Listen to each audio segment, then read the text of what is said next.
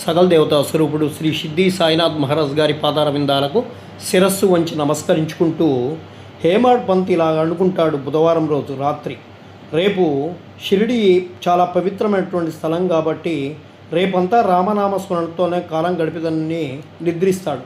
ఆ మరుసటి ఉదయం లేచి రామనామస్మరణం ప్రయత్నం లేకుండానే జ్ఞప్తికి వస్తుంది.